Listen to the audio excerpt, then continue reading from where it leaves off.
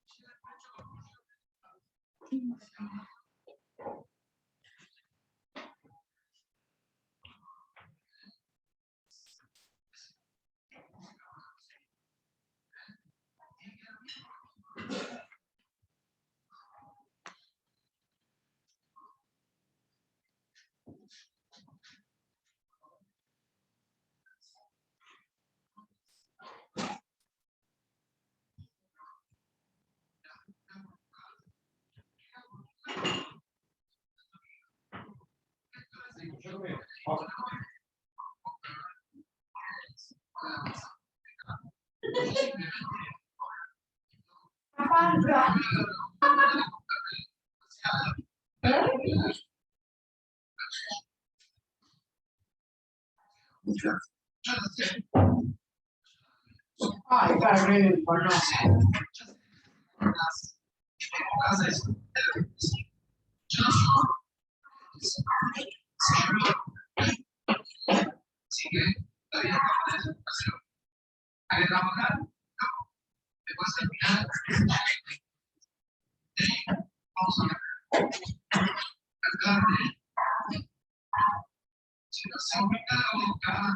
A mí también.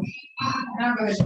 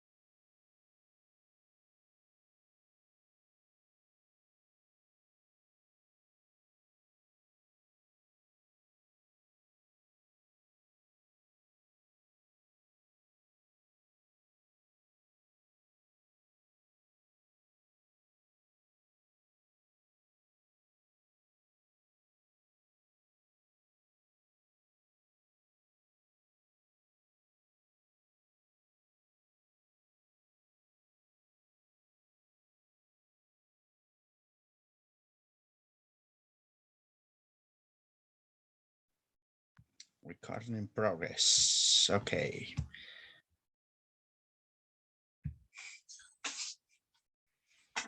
Hola, buenas noches. ¿Cómo les va? Buenas noches. Disculpen la demora. Hola, profe. ¿Cómo les va?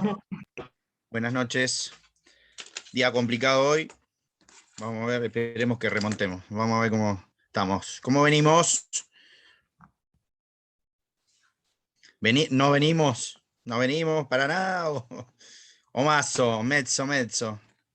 Bien. No es tan difícil contratos, ¿vieron?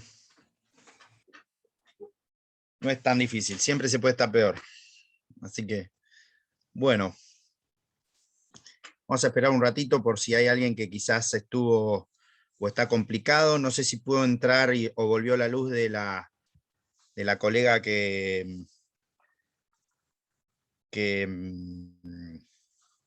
se le había cortado la luz y no sabía si había vuelto, si volvía hasta las 20. Si no, cualquier cosa están las clases y si no... ¿Cómo es? Se les pasará la clase o los apuntes en todo eso. Bueno, ¿cómo venimos con los repasos? ¿Cómo vienen con los otros profesores? ¿Bien? ¿Venimos con los temas bien? ¿Se vienen entendiendo? ¿Sí? Están trabajando. Hay muchas caras oscuras todavía. ¿Qué pasa? No se animan a meterse. Nosotros vamos viendo a ver quién...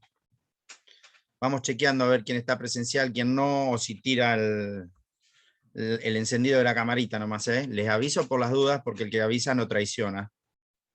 Cosa que después diga, no, pero no hay problema, si no tiene, no hay drama, pero no era para que se asuste. ¿Mm?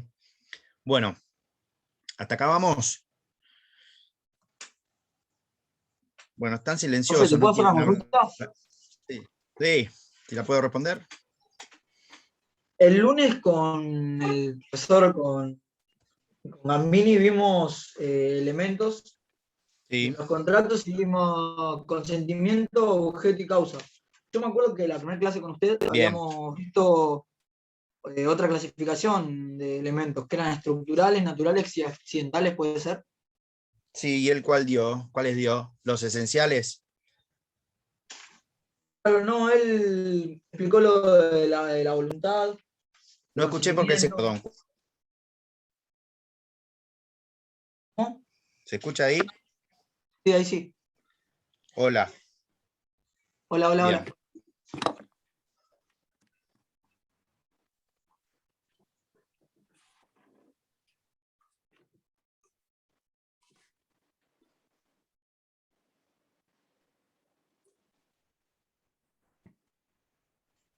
Se le cortó el profe, ¿no? Sí, se fue.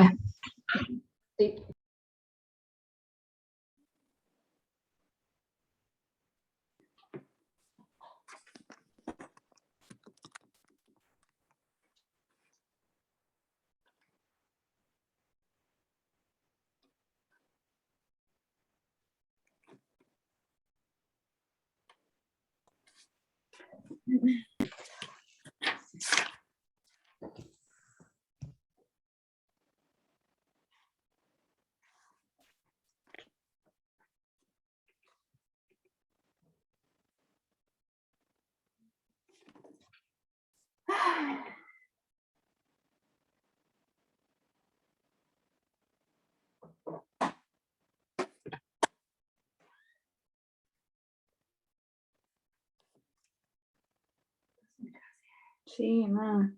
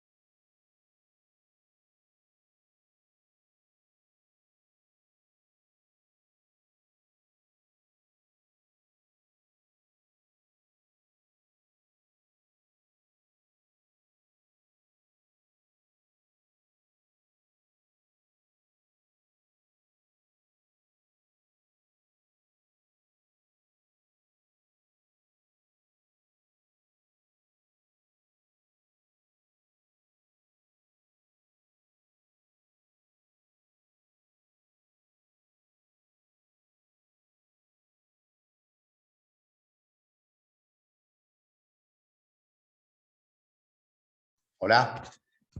Ahí está bien. Hola, profe, ahí está. Ahora sí. Sí. Bueno, vamos a ver si recuperamos. Entonces, bueno, cambié de lugar, me vine para la parte de adelante de la casa. Disculpen si se escuchó algo raro.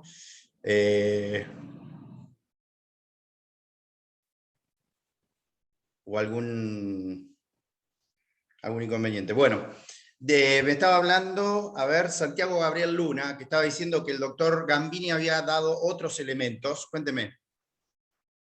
Claro, no había dado otra clasificación de los elementos, que ¿Cuál eran es? el consentimiento, el objeto y la causa. Pero esos son los presupuestos, me parece. Esos son los elementos estructurales.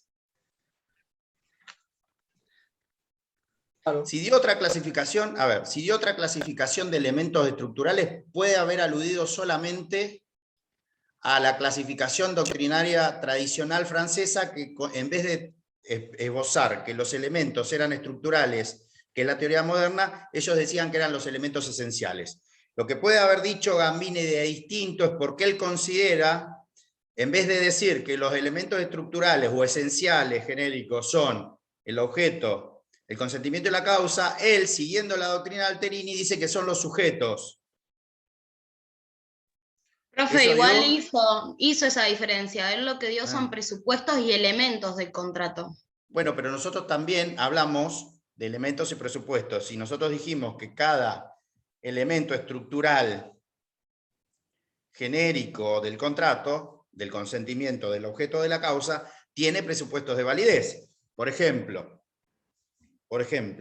si nosotros hablamos de lo que Alterini dice los sujetos, o hablamos en particular con precisión, no de los sujetos, sino del consentimiento, el Código Civil y Comercial menciona que los tres elementos estructurales genéricos que tiene que tener el contrato para que sea contrato tiene que ser el consentimiento, el objeto y la causa. Por más que Gambini, Cataldo y la reina de Inglaterra opinen otra cosa. Me parece ¿Sí? que lo que dijo el profesor fue que los presupuestos de validez como acto jurídico, más allá de como contrato. Es que eso es lo que estamos explicando, todavía no lo explicamos, porque hoy vamos a ver Claro. capacidad y legitimación. Pero más allá de eso, si ustedes van al 971, si no me equivoco, ahí empieza el consentimiento. El primer elemento estructural genérico es el consentimiento. Hoy vamos a tratar de hablar de eso. El consentimiento, para que no se confundan ustedes, tanto el consentimiento como el objeto como la causa tienen requisitos, pero a su vez tienen presupuestos de validez. Los requisitos del consentimiento, ¿qué es el consentimiento? El famoso acuerdo de voluntades. ¿Qué es el acuerdo de voluntades? La conjunción de dos actos jurídicos unilaterales. Una que es la oferta, otra que es la aceptación. ¿Hasta ahí vamos? Ese consentimiento, a su vez, tiene presupuestos de validez. ¿Cuáles son esos presupuestos de validez del consentimiento? Todos aquellos que atañen a los sujetos. ¿Cuáles? La capacidad jurídica, la legitimación jurídica, que hoy vamos a tratar de explicar eso. Pero a su vez aparece otro que está relacionado con la exteriorización de la voluntad. ¿Qué es cuál? La forma. La forma no es un elemento estructural específico de algunos contratos, como suele decir alguna teoría o alguna clasificación, sino que la forma se convierte en un presupuesto de validez de un consentimiento determinado. Por ejemplo, si yo quiero realizar una compra-venta,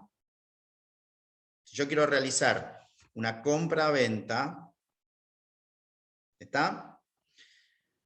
La compraventa de cosa inmueble no requiere de la misma exteriorización de la voluntad que la compraventa de cosa mueble, porque la compraventa de cosa mueble puede ser hecha traitio brevi manu, puede ser hecha in voce, inmediatamente, sin formalidad alguna. Ahora, cuando yo quiero comprar un inmueble, esa compraventa tiene que ser hecha formalizada por escritura pública.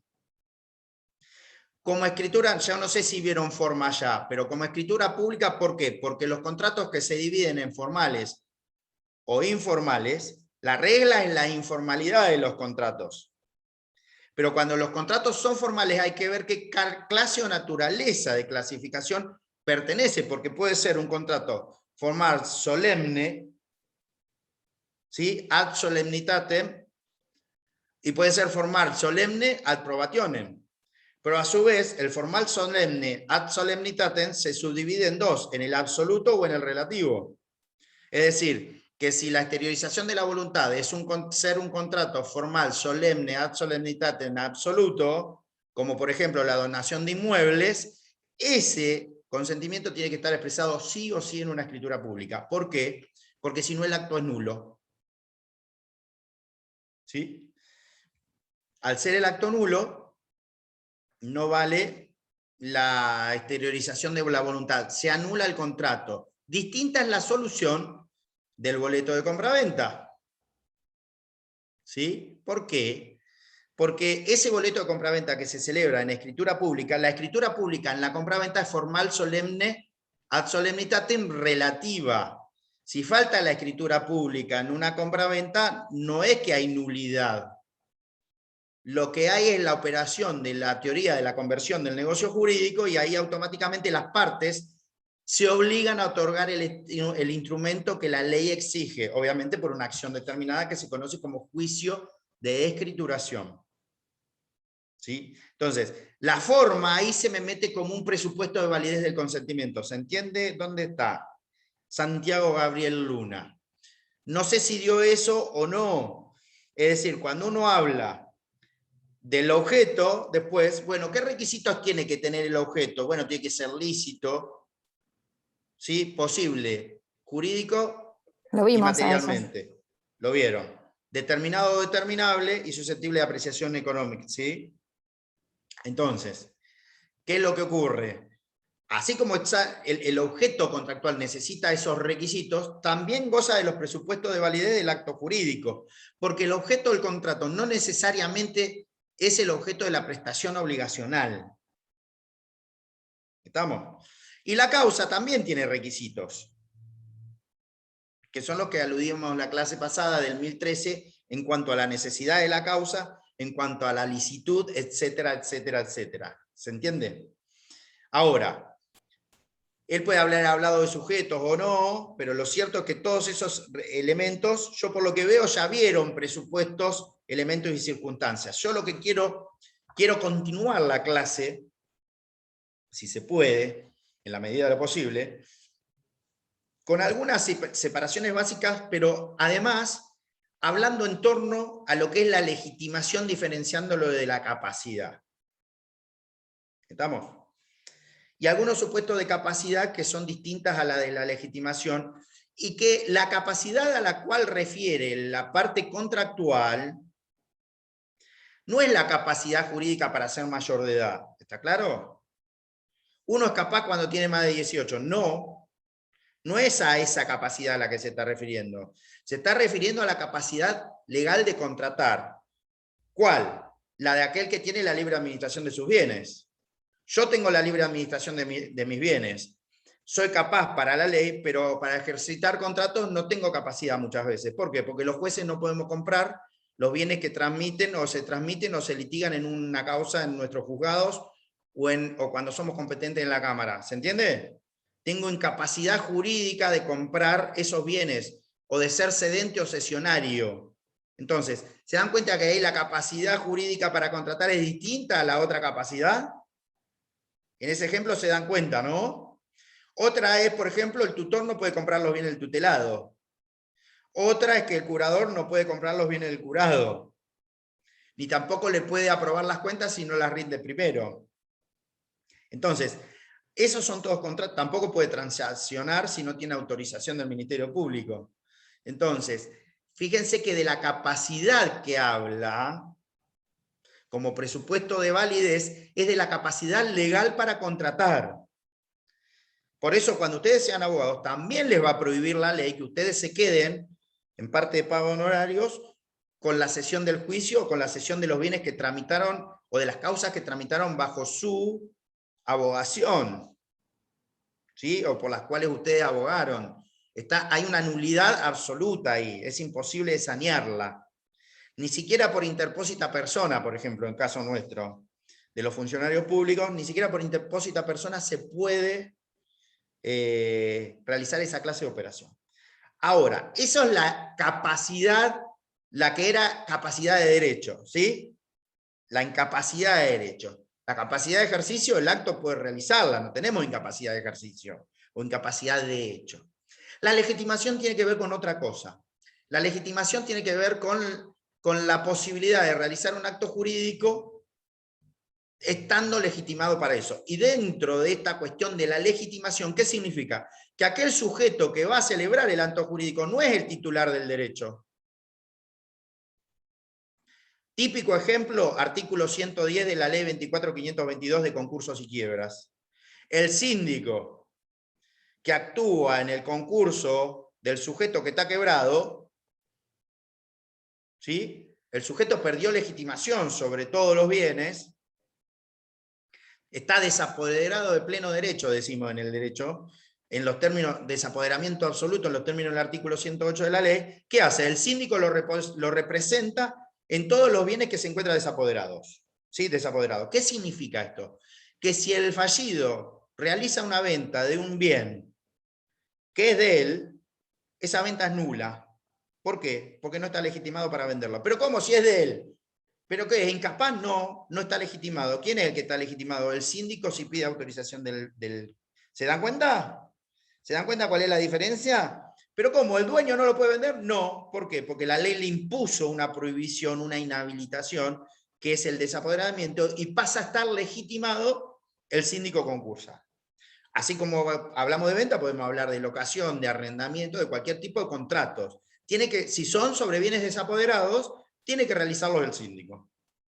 Pero vamos a otro supuesto más simple, que quizás les suena a ustedes más, y que es el de la incorporación de los terceros al contrato. ¿Y cuál es ese supuesto? El de la contratación por otro. Artículo, en principio, artículo 1025 a 1030 del Código Civil y Comercial, pero que además esto nos enanca con una figura típica, prototípica del derecho, que es ficcional, y que es la teoría de la representación. ¿Están preparados hoy para abrir las cabezas y que les reviente, les estalle la teoría de la representación en la cabeza?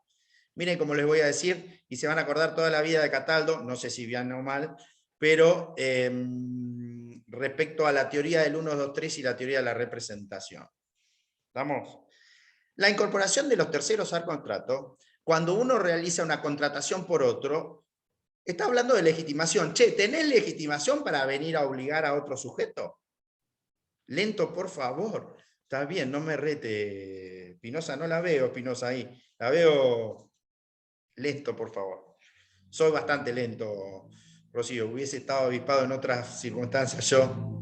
¿Sabe lo que sería? Bueno, ¿sí? Más, como decía René Laván, más lento no se puede hacer, Espinosa. ¿Sí? Para los que se acuerdan de quién era René Laván. ¿Mm? Bueno, hasta acá vamos. Entonces, cuando hablamos de legitimación, hablamos de supuestos que no están relacionados con la capacidad.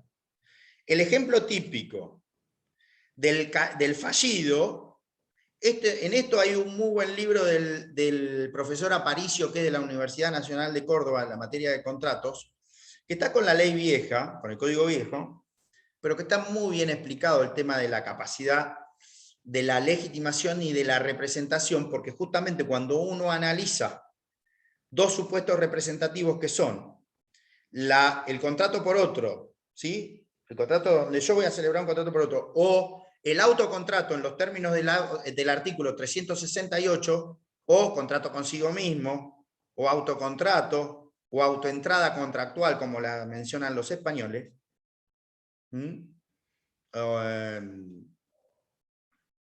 Esos supuestos son supuestos de legitimación, porque ahí sí o sí hay que hablar de la teoría de la representación. Sigo hablando y esto es como las acciones, hablo y se van borrando. Empezamos con 40, estamos en 31. Si seguimos así técnicamente, en menos de 10 minutos deberían quedar 15. Pero bueno, si los números no me fallan probabilísticamente. ¿Estamos? ¿Hasta acá vamos? ¿Sí? ¿Por qué decimos nosotros que la legitimación alude directamente a la teoría de la representación. Artículo 357 y siguiente del Código Civil y Comercial. Porque la representación, al ser una teoría jurídica, que en realidad versa sobre una ficción jurídica, que es justamente trasladar, primero provocar un desmembramiento entre el sujeto físico que va a celebrar el negocio jurídico con relación al sujeto al cual se le van a imputar los efectos, sean positivos o negativos del negocio jurídico. ¿Está claro? Es decir, desmembrar al sujeto que es representante del sujeto que es representado. Desmembrar al sujeto representante que no queda obligado del sujeto representado que sí queda obligado, sea de los efectos jurídicos como económicos. ¿Estamos?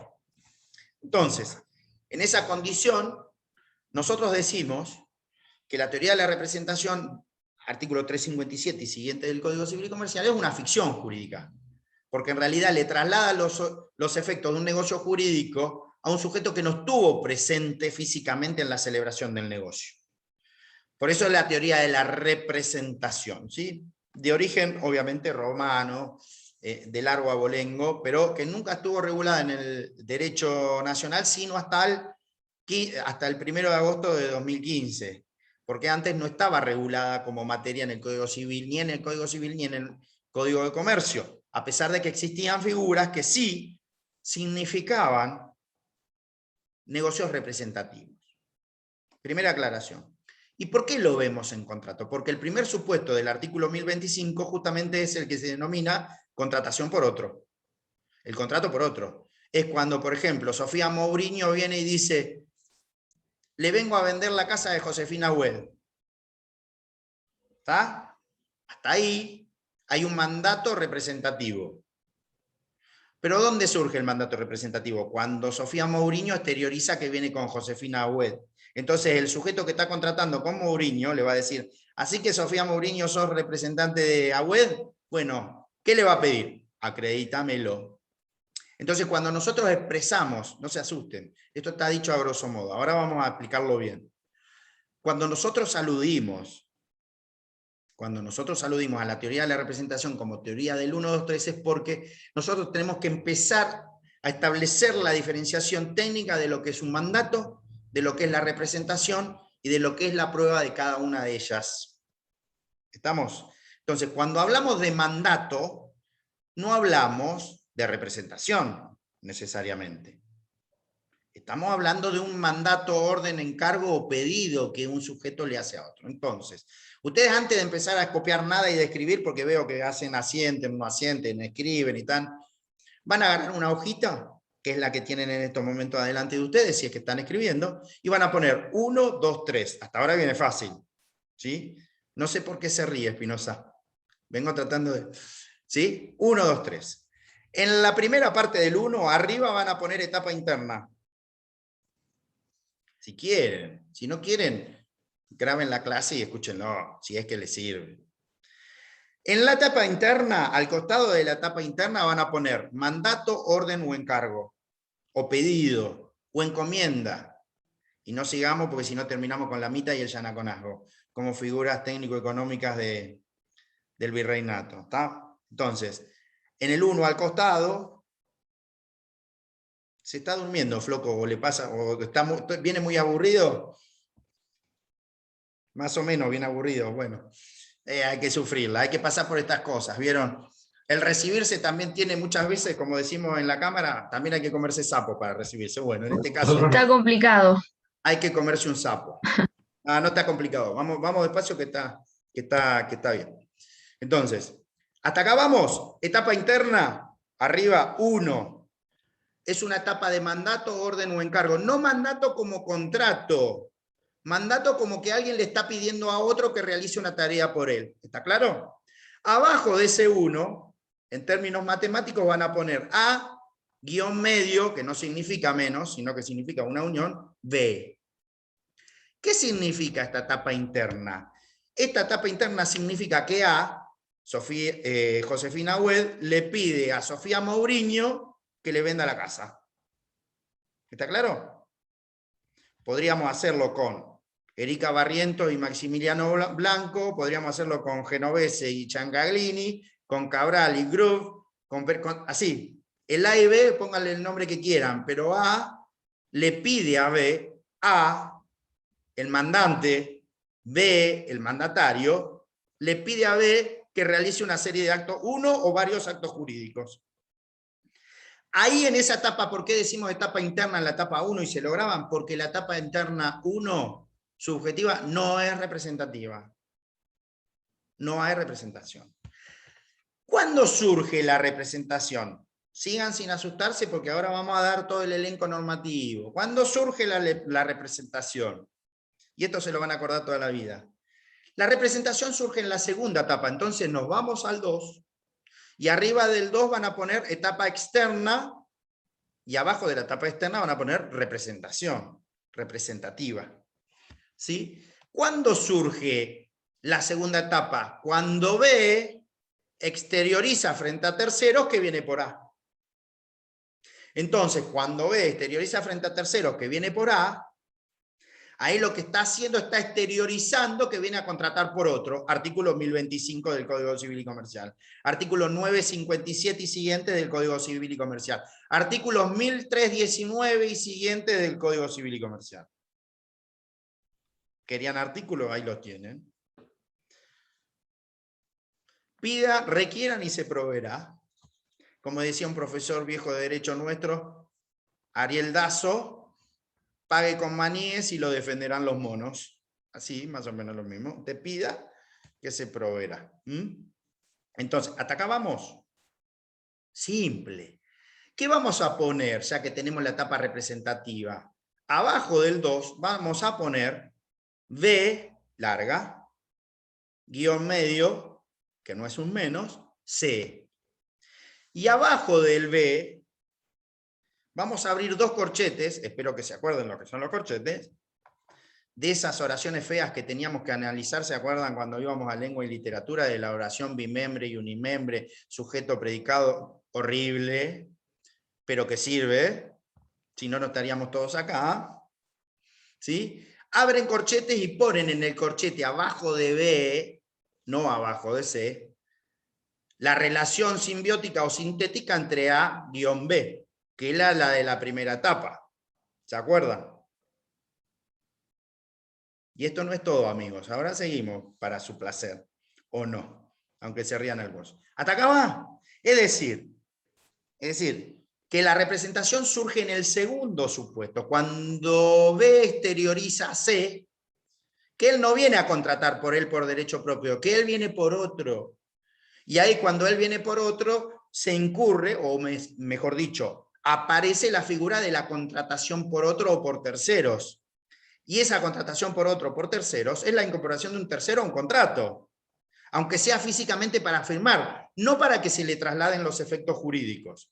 Si eso pasa, entonces, quiere decir que en los términos del 1025, ¿cuál es la figura de ese sujeto? Y bueno, ahí están las consecuencias del 1025. Yo no me traje el código de la parte de donde tengo la biblioteca, pero si me acuerdo un poco del 1025, dice que para contratar por otro tiene que tener las suficientes facultades para hacerlo, y en caso de que no las tengan, no obliga ni al que lo hizo.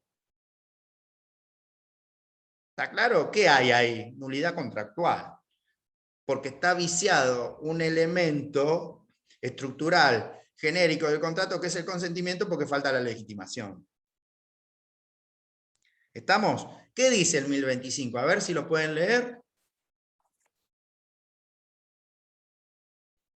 ¿Lo leo, profe? Como usted quiera, sí. Dice artículo 1025, contratación a nombre de terceros. Quien contrata a nombre de un tercero solo lo obliga si ejerce su representación. A falta de representación suficiente, el contrato es ineficaz. La ratificación expresa o tácita del tercero suple la falta de representación. Bueno, eso es otra cosa. Ahí estamos, hasta ahí estaba. ¿Sí? ¿Se entiende? ¿Por qué? Porque la ratificación de los actos jurídicos, obviamente, en la medida que no haya o exista oposición, convalida retroactivamente el acto al momento de la celebración. Pero eso es otra cosa, que es la ratificación de los negocios jurídicos, al igual que la teoría de la conversión. Ahí operó la teoría. La ratificación implica la aparición también de una teoría de la conversión, de un negocio ineficaz a un negocio eficaz. Lo dice el mismo artículo. ¿Se acuerdan que yo en la clase pasada les dije, ojo que no quiero que seamos meros lectores de artículos, analicemos críticamente el artículo? Escondido en este artículo está dos teorías. La teoría de la ratificación, y en el fondo la teoría de la ratificación implica una conversión, porque el propio artículo dice que aquel que viene a contratar por otro, si no tiene la representación 357, si no puede acreditarla, el negocio es ineficaz. Es decir, es No es inválido. inválido.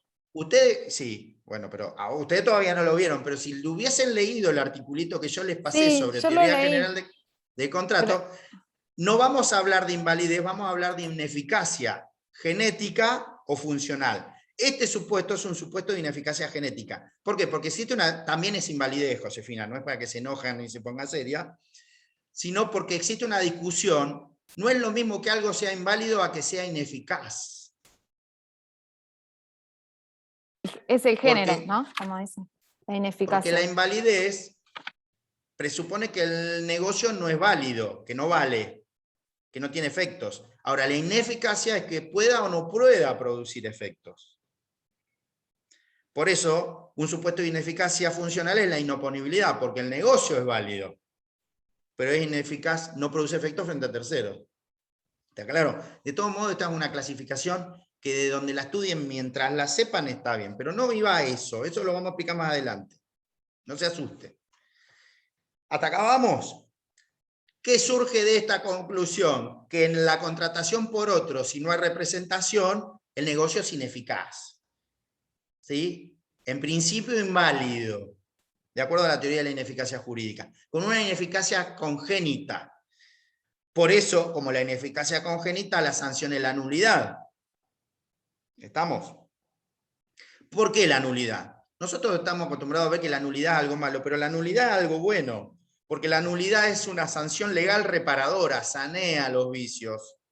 ¿Sí? En donde hay un vicio lo sanea, lo borra y ¿qué hace? Priva de efectos válidos a un negocio jurídico. Hasta acá vamos. Si eso pasa, fíjense que la ley, lectura crítica, opera como una teoría de la conversión con relación a la ratificación. Pero primero no establece un sentido negativo la norma establece un sentido positivo, dice, che, se puede contratar por otro. ¿En la medida de qué? De que sea el representante, de que tenga representación. Fantástico. Quiere decir que si en la medida de que tenga la representación yo puedo contratar por otro, quiere decir que ahí me está hablando también el artículo de otra tercera teoría, que es la teoría de la representación, que se aplica en los términos del 357 en adelante. Si se aplica la teoría de la representación, pues entonces, si se exteriorizó frente a terceros que vengo a contratar por otro, entonces ahí saltaremos a la tercera etapa. ¿Y la tercera etapa cuál será? La prueba de la representación. Entonces, cuando Sofía Mourinho le dice a Lautaro, ¿sí? Por ejemplo, te vengo a vender la casa de Josefina, Lautaro la va a mirar y le va a decir, acredítame que sos la representante de Josefina. Probame que sos la representante de Josefina. ¿Se entiende? Entonces, la tercera etapa necesariamente surge si hay invocación de representación. Y cuando hablamos de la tercera etapa, que es la prueba de la representación se puede cobrar, iba a decir, perdón, se puede probar.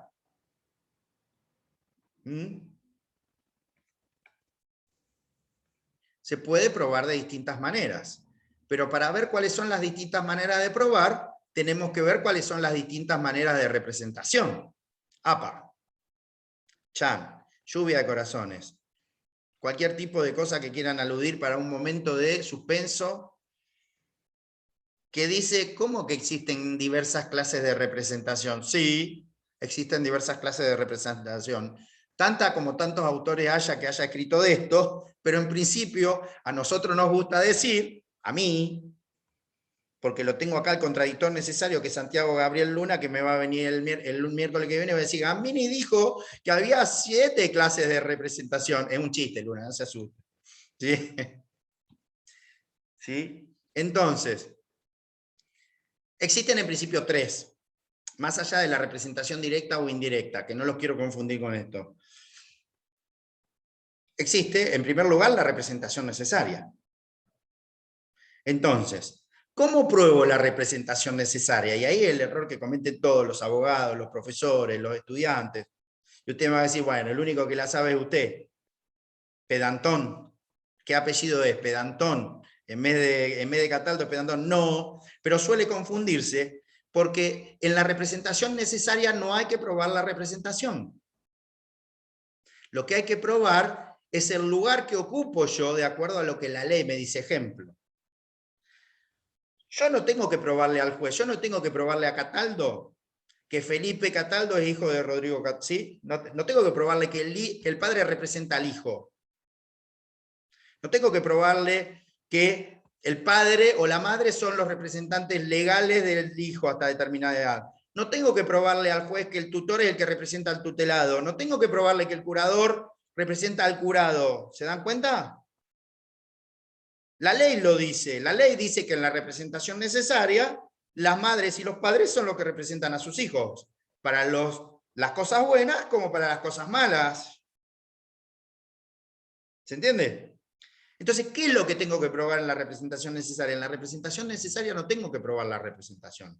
Lo que tengo que acreditar es que soy el padre. Lo que tengo que acreditar es que soy la madre. Lo que tengo que acreditar es que soy el tutor. Lo que tengo que acreditar es que soy el curador. Es decir, tengo que demostrar el rol que ocupo. Porque después, antes cuando existía, y gracias a Dios se derogó, que el marido era el representante de la mujer,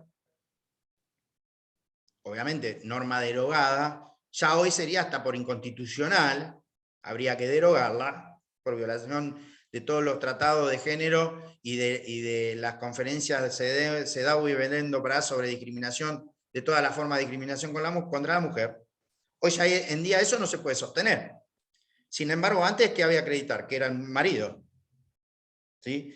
Esto no significa que a los efectos de la sociedad conyugal ambos cónyuges representen a la sociedad conyugal y ambos cónyuges puedan obligarla, pero eso es otra cosa. ¿Sí? No nos vamos a meter en eso porque es una cuestión más delicada respecto a la conformación de la sociedad conyugal, y ahí los dos representan a la sociedad conyugal y los dos la obligan. ¿Estamos? Pero eso es otro tema, es un tema societario conyugal. Entonces, por si estamos avivando a alguien y alguien se está agarrando el soponcio, como decía mi abuelita, ¿sí? Tranquilos, no es tan grave.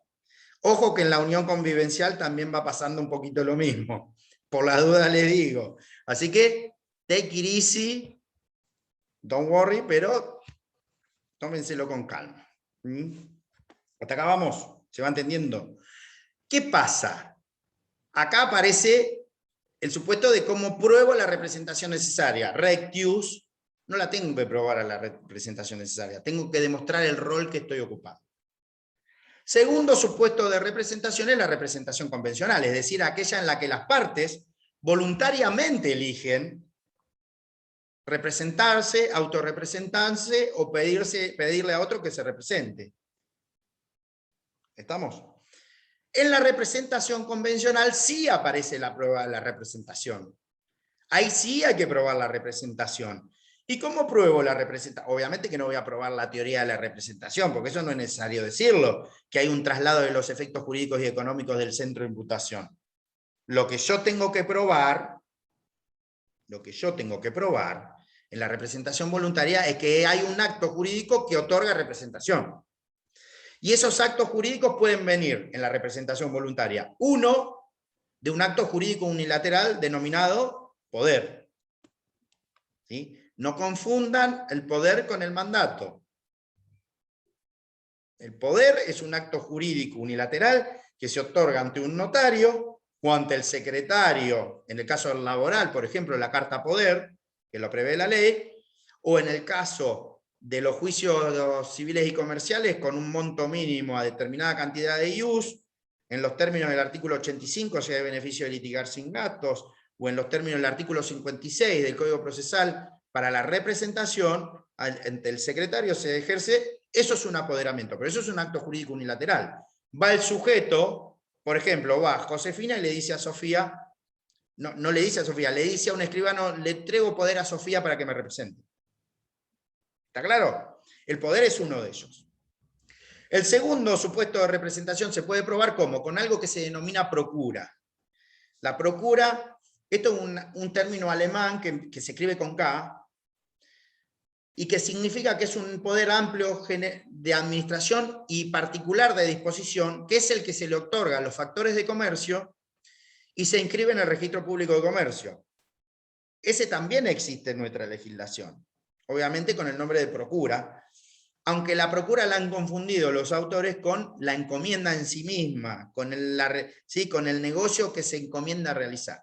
La procura en términos históricos y de derecho mercantil significa ese poder amplio general de administración y particular de disposición que tienen algunos sujetos, como es el factor de comercio. Para que se entienda lo que es un factor de comercio, es el gerente del Toledo, es el gerente de la sociedad de responsabilidad limitada que representa a la sociedad. Muchas veces en el negocio, o es el encargado del comercio que sin ser el socio ni nada de eso, es el que administra y representa frente a terceros. ¿Estamos? Pero también la representación voluntaria puede aparecer del ámbito contractual, no necesariamente del ámbito unilateral. ¿Por qué? Porque hay negocios contractuales que son representativos. ¿Cuál? El mandato representativo. Cuando yo le entrego un mandato a otra persona para que realice uno o varios actos jurídicos, independientemente de la forma en que se realice, sea por escritura pública o sea por instrumento privado, es un contrato de mandato en los términos del artículo 1319. ¿Y cómo lo define la ley al contrato de mandato? Cuando una parte le entrega a otra o le encomienda a otra la realización de uno o más actos jurídicos a nombre de él. ¿Estamos? Entonces, ¿qué es lo que ocurre acá? Acá ocurre que por un contrato aparece una figura representativa. Si yo acredito que soy mandatario, en los términos de contrato, de mandato, hay figura representativa. ¿Y qué otro supuesto puede haber? Bueno, otro supuesto en el que a nosotros nos aparece también la figura representativa puede ser el contrato de servicio. Cuando alguien está realizando, ¿sí?, un servicio por otro, o si no, cuando está realizando una obra por otra. Ahí también puede aparecer representación. ¿Estamos? Básicamente, ¿cuál se les ocurre a ustedes? Sí, la prestación del servicio profesional liberal, lo que van a hacer ustedes, abogados.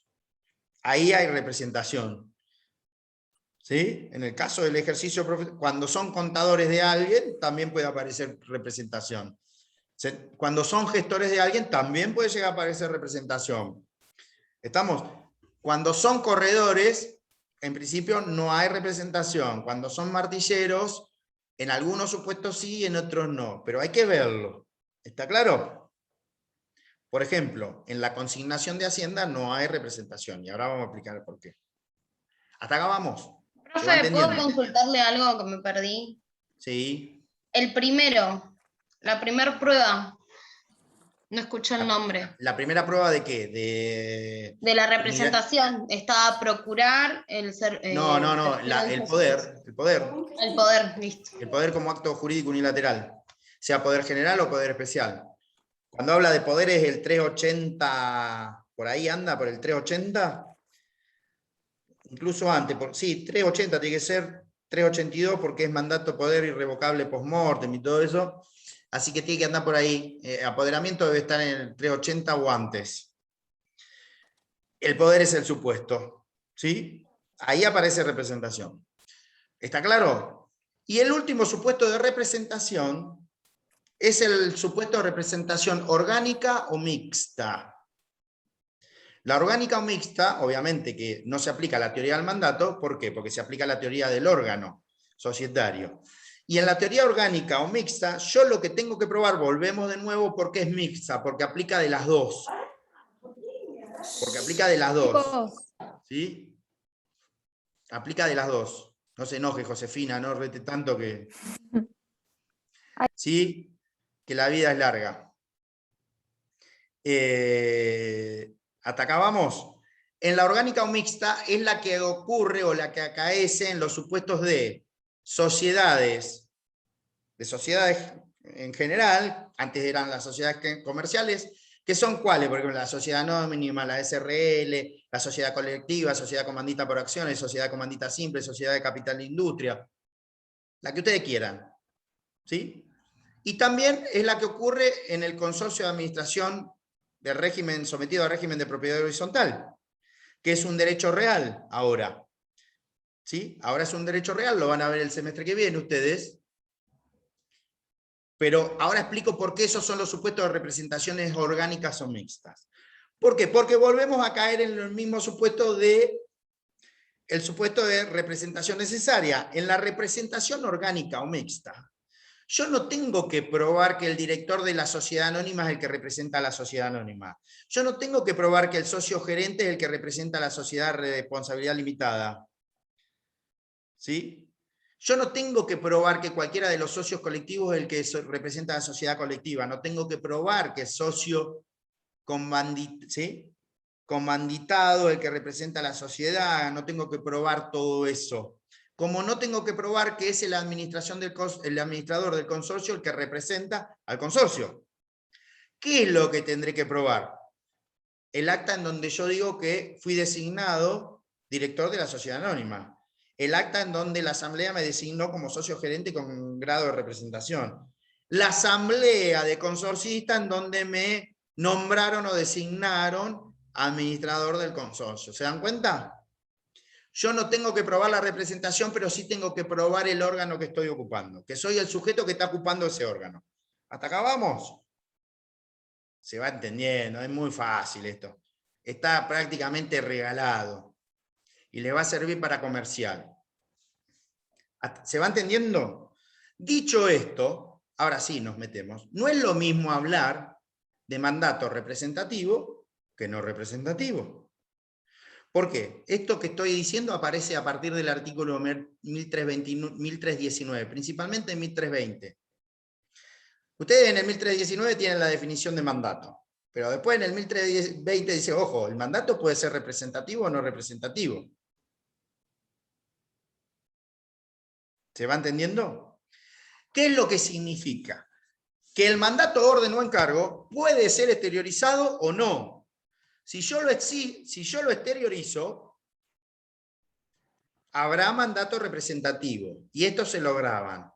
Cuando yo estoy en presencia de un supuesto de mandato representativo, la actuación del mandatario, es decir, el sujeto que viene por otro, o con el apoderamiento de otro, o invocando la representación de otro, el mandatario actúa a nombre de otro y por cuenta ajena o por cuenta de otro. ¿Está claro?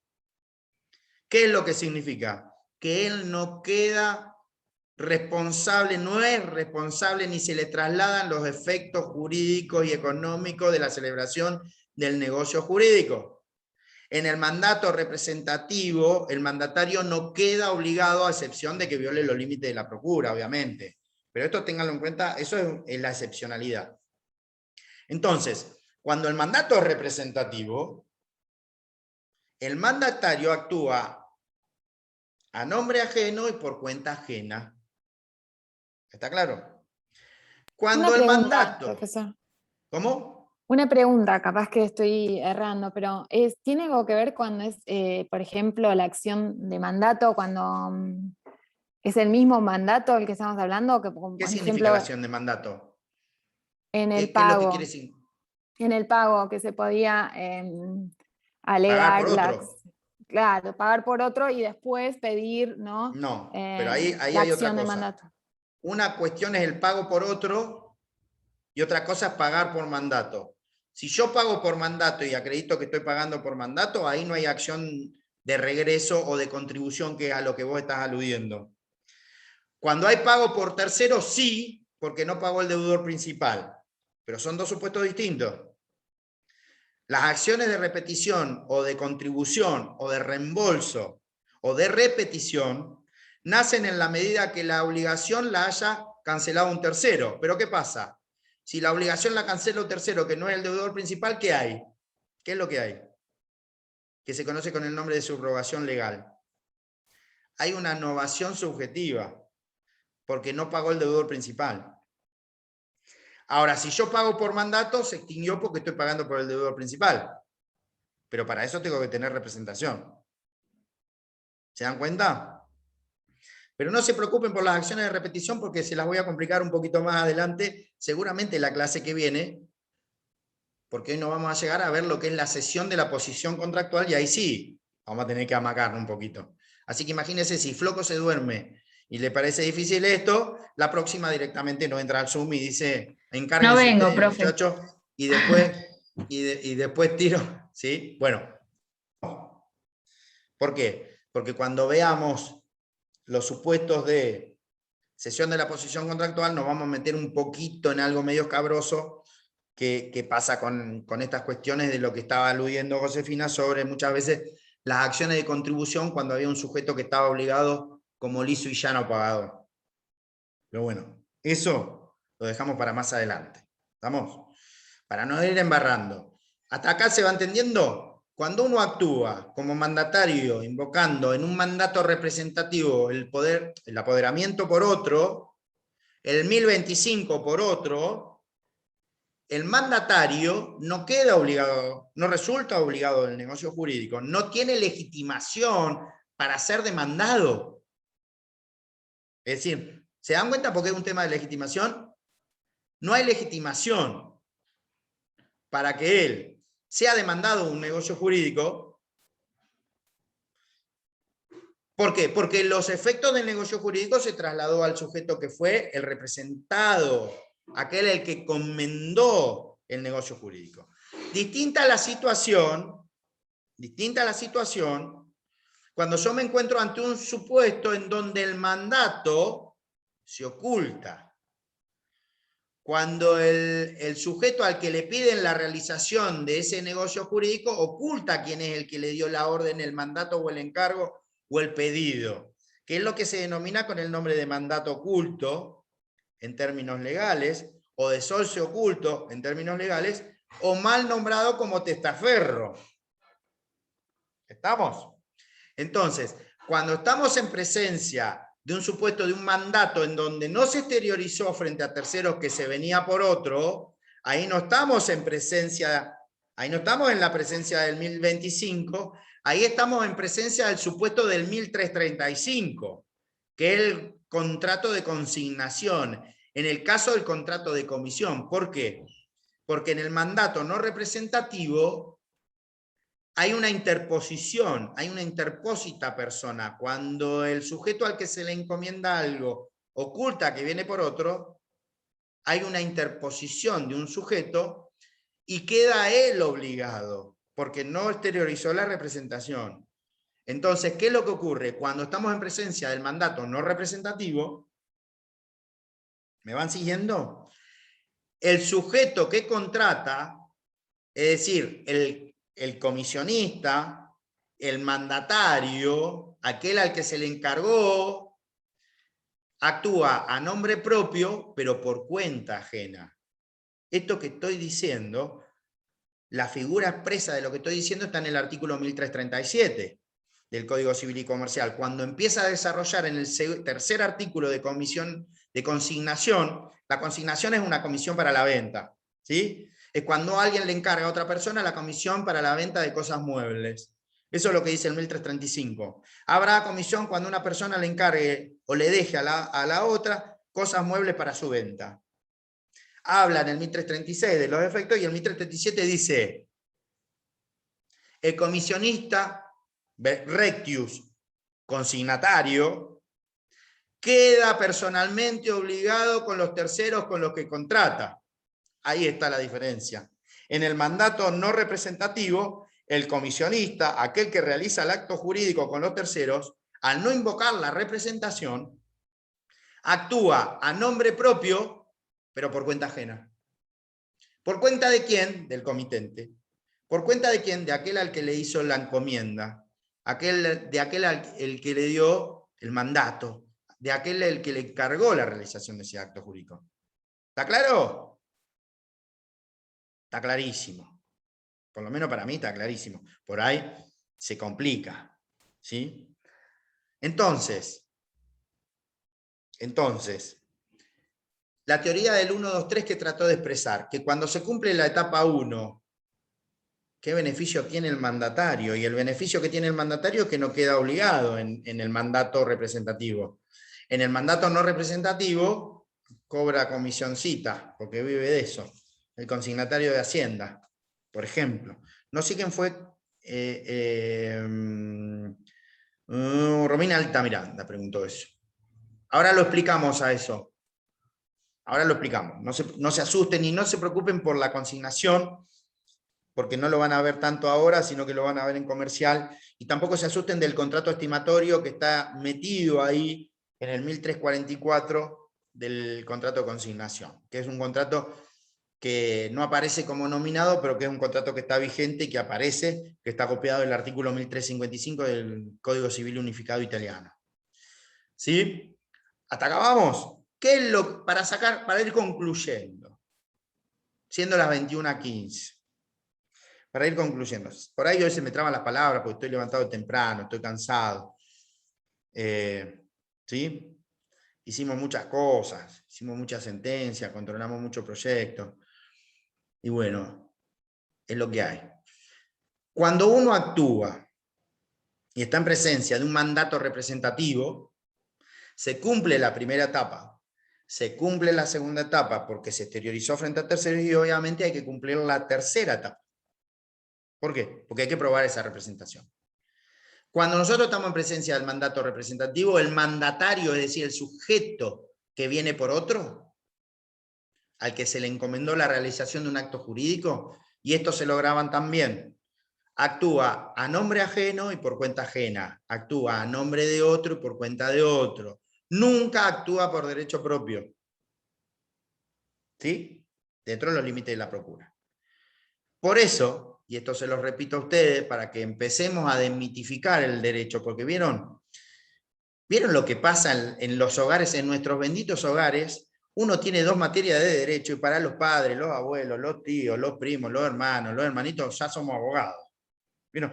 Yo tengo mi hija que es abogada, le vamos a hacer la pregunta y tiene 3 materias de derecho, apenas sabe lo que es el ordenamiento jurídico, pero el orgullo que sienten los padres de que ustedes estén estudiando una carrera universitaria, ya les hace así, ¿vieron? Como que hay presunciones, ya esas presunciones. Por ejemplo, la presunción de que los ingenieros son más inteligentes que los abogados es otra. ¿Qué te pensás? ¿Que soy ingeniero? Que me venía a dar clase. O sea, es como una presunción legal, ¿no?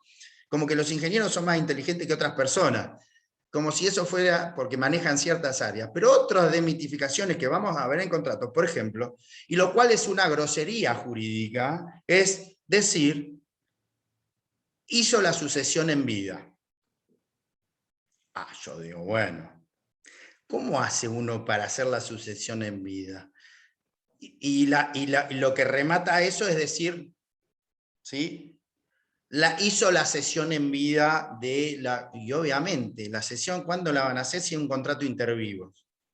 No se puede hacer sesión ya si hay sesiones entre muertos, estamos más allá del campo jurídico. Pero vieron que todos dicen, che, le hizo la sucesión en vida. ¿Qué está refiriéndose ahí? Usted dice, es como el vulgo tiene cuestiones de que una vez le pasó una cuestión, entonces a partir de ahí le parece que todos los casos son iguales. Y en realidad lo que estaba diciendo quizá es que era una donación con reserva de usufructo.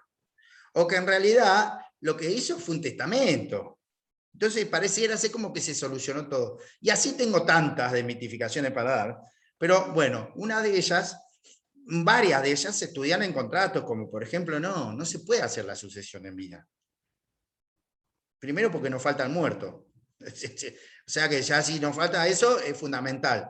Lo que se podrá planificar con un fideicomiso. Lo que se podrá es donar, pero nunca se puede hacer en vida, porque ni siquiera se puede, como contrato de cesión, no se pueden ceder derechos futuros. No se pueden ceder herencias futuras. Lo que se puede ceder son derechos hereditarios, pero herencia futura no se puede ceder. Está prohibido como objeto. Entonces, fíjense cómo se lleva a caminar con todas estas cosas, como les digo. Che, pará que le vamos a preguntar a mi hija que es abogada. Le vamos a preguntar a mi hijo, que tengo un sobrino que es abogado, 12 materias tiene.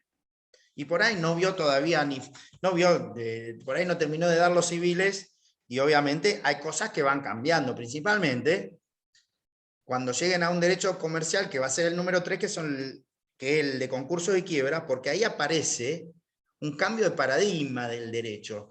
Todo lo que estamos hablando ahora es con la presunción de que ustedes saben, que no lo saben, por eso lo estamos explicando, de que las partes contratantes, cuando hablamos de contratos intervivos. No existen contratos que puedan tener efecto para después de la muerte, a excepción de aquellos que la ley prevé, como por ejemplo el mandato irrevocable post-mortem. Ese sí, uno de los pocos. Pero por ejemplo, cuando empezamos a trabajar sobre todo esto de intervivo, decimos, bueno, esto es entre sujetos que están vivos. ¿Está claro?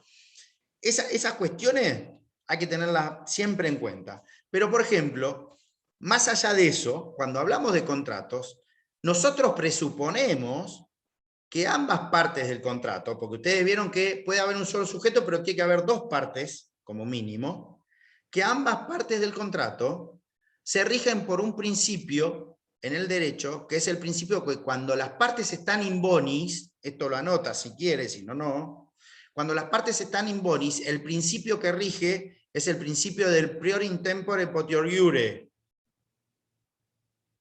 Todo eso En cambia español, cuando... profe. ¿Cómo? ¿En español? Prior in Sí. tempore potior iure significa primero en el tiempo, mejor en el derecho. ¿Estamos? Cuando ustedes llegan a derecho comercial 3, que es quiebras, justamente como el derecho de quiebras es el derecho de la escasez, ¿estamos?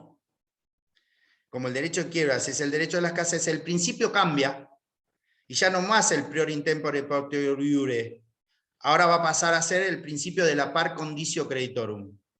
Es decir, ¿y qué me genera el principio de la par condicio creditorum? Que me cambian todas las reglas del derecho, que los intereses se suspenden, que las obligaciones tienen caducidad de plazo, que las obligaciones de moneda extranjera se convierten a moneda de curso legal, ¿sí? Que los derechos de terceros tienen que ser recuperados por vía de los incidentes en la medida de los incidentes de restitución de bienes a terceros, que el boleto de compraventa lo voy a poder oponer si tengo más del 25% del precio pago, y así sucesivamente. Me cambiaron todas las reglas, es decir, todo lo que están aprendiendo ustedes ahora es cuando estamos sin bonis y aplicando el principio del prior in tempore potior iure. ¿Por qué? Porque, por ejemplo, cuando veamos cesión, por ejemplo, cesión de posición contractual, ustedes se van a dar cuenta y van a ver que, ¿qué pasa si los acreedores del cedente o del cesionario quieren embargar el bien que se está transmitiendo? Y hay que ver cuándo cae ese embargo.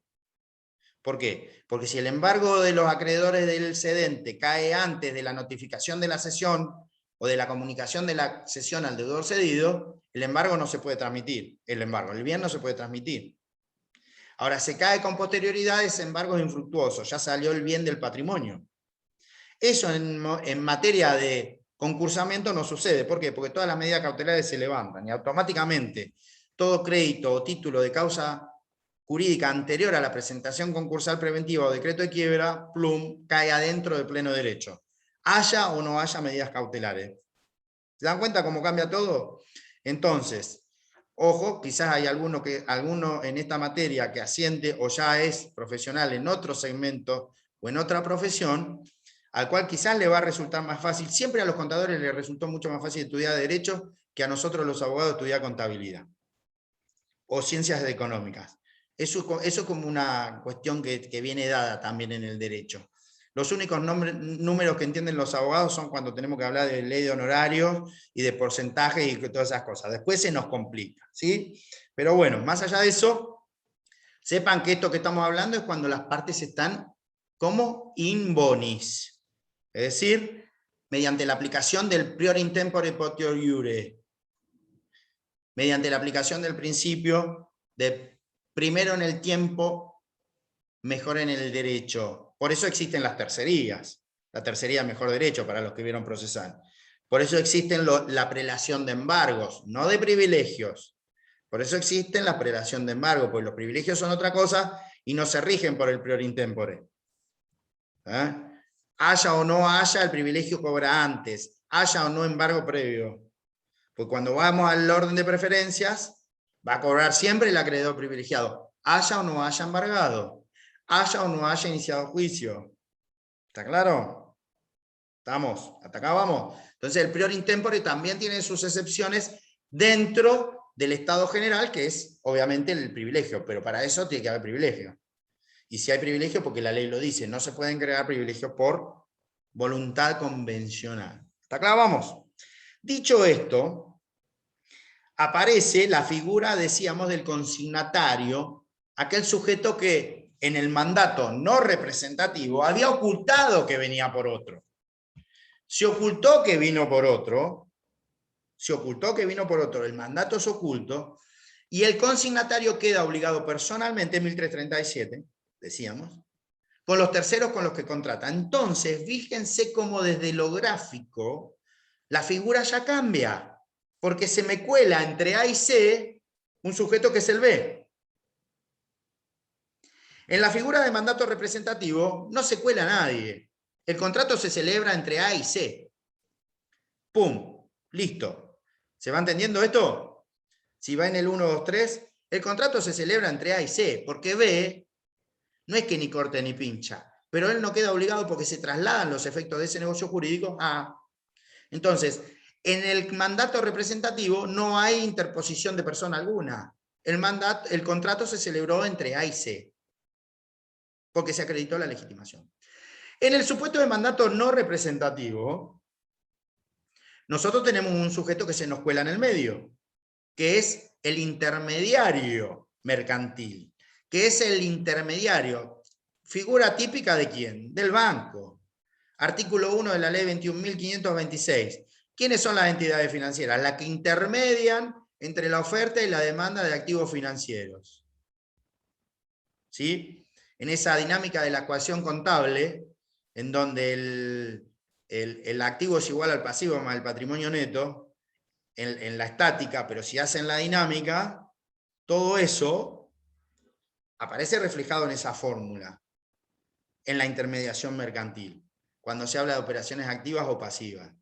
En el caso del consignatario, es interpósita persona porque se mete entre A y C. Quiere decir que la comisión es un negocio indivisible, y la consignación, en la cual A le encomienda a B realizar varios actos jurídicos, pero B realiza a nombre propio esos actos jurídicos con los terceros, con lo cual hay un contrato entre A y B, pero hay otro contrato entre B y C. Eso es lo que provoca la intermediación, la interpósita persona. Cuando la interpósita persona se cuela, nos surge un problema de ¿qué? De legitimación nuevamente. ¿Por qué? Porque ¿cómo hace A para pedir el cumplimiento del contrato a C? ¿Y cómo hace C para pedir el cumplimiento del contrato a A? ¿Me siguen? Es decir, si hay interpósita persona, primer punto, y no existe la posibilidad del ejercicio de la acción directa, porque las acciones directas son las únicas que están autorizadas por ley si la ley lo dice. No se pueden crear acciones directas volitivamente, voluntariamente, convencionalmente. No existe. La ley tiene que autorizar el ejercicio de la acción directa. Y ahora vamos a dar un ejemplo de acción directa, salvo que la ley lo excepcione. Por ejemplo, en el contrato de obra puede haber acción directa. Por ejemplo, en la locación, en la sublocación, el locador le puede cobrar directamente al sublocatario los alquileres. Esos son ejercicios de acciones directas, pero porque lo dice la ley. En la comisión, en la consignación, no hay acción directa. En el mandato no representativo no hay acción directa. ¿Y cómo hace A para exigir el cumplimiento del contrato a C y cómo hace C para ejercer el cumplimiento del contrato hacia A? Porque no tienen nexo comunicativo, no tienen nexo causal legitimante que les permita accionar. Entonces aparece en doble vía, la doble vía. La primera vía es por vía del ejercicio, que no es completa, de la acción subrogatoria, porque esa sí viene dada naturalmente como un elemento en donde obligacional. Y la segunda, que es la más importante, es por vía del artículo 1636 y siguientes del Código Civil y Comercial, que es la cesión de la posición contractual. Es decir, la manera que tienen de exigirse mutuamente es cuando B le cede a A la posición contractual, o B le cede a C la posición contractual. Si pasa eso, ahí se podrían ejercitar por vía de la cesión de la acción, ¿sí? Por vía de la cesión de la posición contractual, ahí sí aparece la legitimación para reclamar, pero en la medida que eso no exista, no existe ejercicio, posibilidad de ejercicio de la acción directa. ¿Hasta acá vamos? La semana que viene vamos a explicar cesión de la posición contractual, porque me interesa que analicemos en particular, tenemos que tener un poquito más de elementos para ver eso, la clase de contratos en la que se puede ejercer. ¿Qué clases de garantías aparecen ahí? Y ahí vamos a tratar de hacer una combinación entre un artículo que es el 1343 del Código Civil y Comercial, que es lo que estamos viendo ahora, que es la comisión de garantía, el artículo 1582 del Código Civil y Comercial, que es fianza, está dentro de la parte de fianza, y que habla de qué significan para la ley el mantenimiento de determinadas situaciones de hecho o de derecho, y lo que dicen los artículos 1637 y 1639 en materia de cesión de la posición contractual, porque ahí aparece una confusión entre los efectos. Les voy a adelantar el tema para que no se queden en ascuas. Aparece lo que se denominan para nosotros en el 1343 la denominada comisión de garantía, que es una indemnidad, y la indemnidad para nosotros es una tercera clase, es una especie dentro del género garantías. Y existen tres clases de garantías: las garantías tradicionales, accesorias y subsidiarias; la segunda categoría, que son las garantías autónomas o a primera demanda, o las garantías abstractas; y la tercera clase de garantía, que son las indemnidades o las garantías indemnitarias, que son las que aparecen dadas, por ejemplo, en el 1343, que son las que aparecen dadas en el seguro de responsabilidad patrimonial del artículo 109 y 118 de la ley 17.418 de seguros, y que son las que aparecen dadas para nosotros en el artículo 1637 y 1639, cuando habla de que el deudor cedente, si no pidió autorización para ceder su deuda al acreedor, o asumió autónomamente el pacto de garantizar el cumplimiento por parte del deudor cesionario, dice que queda garantizando, él queda comprendido en el mantenimiento de una situación de garantía para con el cesionario respecto del acreedor cedido. Y a eso la ley le otorga los efectos de la fianza, pero la fianza es una garantía tradicional, tripartita. Y sin embargo la indemnidad es una garantía bipartita autónoma. Entonces, ¿por qué la ley le da los efectos de la fianza a algo que es una indemnidad? Pero lo más grave no es eso. Lo más grave es el 1582, que dice que cuando uno garantiza una determinada situación de hecho o se compromete a mantener una determinada situación de hecho o de derecho, no hay fianza. Entonces, si no hay fianza cuando yo mantengo una determinada situación de hecho o de derecho, ¿por qué si hay fianza en el 1637 y en el 1639 que dice que mantiene una determinada situación de derecho, pero le da los efectos de la fianza? Y eso es lo que hemos denominado en algún supuesto, en alguna clase, la esquizofrenia legislativa. O la aplicación más fácil es que los capítulos lo escribieron personas distintas y no los leyeron. O 3, nosotros decimos no, hay que hacer una interpretación armónica, siguiendo la teoría de López de Zavalía, en donde hay que tratar de armonizar el contexto en el concierto normativo, cómo opera cada una de las normas. ¿Sí? Pero bueno, de eso es lo que vamos a hablar. No se duerman, ya los veo recostados, no en la vidriera como dice el tango, sí sobre las manos, casi durmiéndose, ya diciendo, quedan 11 minutos y no sé qué hacer, ya no doy más. Los pibes gritando por ahí, mamá, tengo hambre. Al marido que se le quema la comida. Mamá, ¿cuándo largás eso? El resto que quiere ir a ver el partido, tomar algo, salir, un miércoles, dicen, y yo que me lo tengo que bancar acá tal. Hasta acá va claro. Para cortar la semana que viene, porque este tema es arduo al principio de entender, para cortar la semana que viene empezamos desarrollando el esbozo de lo que es continuando un repaso del 357 Hablamos de autocontrato en los términos del 368, para que ustedes lo entiendan, pero más allá del 368, vamos a analizar cómo opera la cesión de la posición contractual y cuáles son los otros 4 supuestos de incorporación de terceros al contrato. 1026, ¿por qué? Porque ahí aparece el contrato por otro, la promesa del hecho de un tercero, la estipulación a favor de terceros. Profe, ¿cómo hace para cederle derechos a C si no hay relación entre ellos? Sí, entre B y C sí hay relación.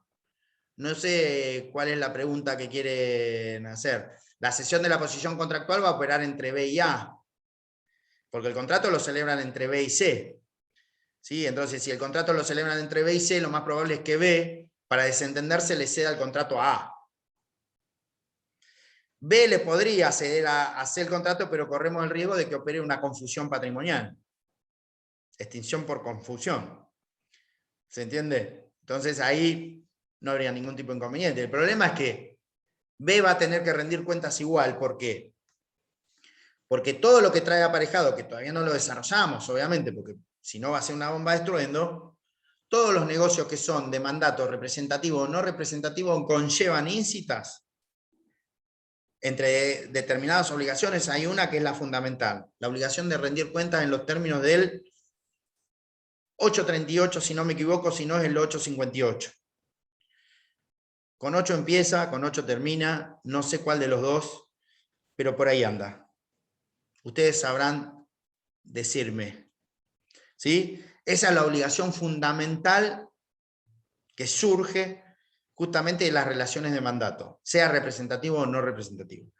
Y vamos a hablar de todas las otras figuras, del contrato por cuenta de quien corresponda, contrato por persona designada, estipulación de terceros, y contrato prometiendo el hecho de un tercero, porque todos significan cosas distintas para que ustedes no lo entiendan. No lo estoy subestimando con esto que estoy diciendo, sino para que ustedes comprendan cuál es la dimensión de cada una de las figuras, porque no es leer el código por leerlo solamente. ¿Hasta acá vamos? Entonces, fíjense cómo se empieza a complejizar la cuestión. Empieza a ralentizarse la cuestión. Y vamos también después a abordar algo muy puntual, porque ya veo que vieron consentimiento, con algunas diferencias del consentimiento. ¿Qué implica la revocación de la oferta y de la aceptación? ¿Cuándo hay caducidad? ¿Cuándo hay consentimiento gestado entre presentes? ¿Cuándo gestado contrato sucesivo entre ausentes? Porque estas cuestiones se van confuso y principalmente porque hay una que la vamos a ver también como tratativas preliminares, más allá de los pourparlers, como tratativas preliminares la interpretación de aquellos que vienen a celebrar un contrato. ¿Por qué? Porque aparece en el consentimiento muchos artículos que son interesantes en torno a ¿qué? En torno a cuáles son las tratativas preliminares, cuándo obligan, cuáles son los principios que tiene que haber, cuándo hay acuerdo parcial, cómo se interpreta, si hay minuta o no hay minuta, cómo se interpretan los contratos predispuestos, principalmente cómo opera el unidroit en el caso del artículo 987, y así sucesivamente. Pero no se asusten, que si nosotros pudimos, ustedes también. ¿Sí? Si hasta el gobernador pudió, ustedes también pueden, chicos. Quédense tranquilos, que esto sale o sale. Lo único que necesita esto es horas de estudio, sentarse y analizarlo nada más. No es una cuestión compleja, pero sí, esto que ven ahora les va a servir también para cuando vayan a comercial. Hasta acá vamos. Y vamos a tratar de establecer esa diferencia entre fianza y lo que es el mantenimiento de determinada situación de hecho. Nos vemos la clase que viene, si Dios quiere. Espero que hayan entendido algo. Gracias. Gracias, profe. Gracias. Hasta luego. Chao. Gracias, Adiós. profe. Buenas noches. Gracias.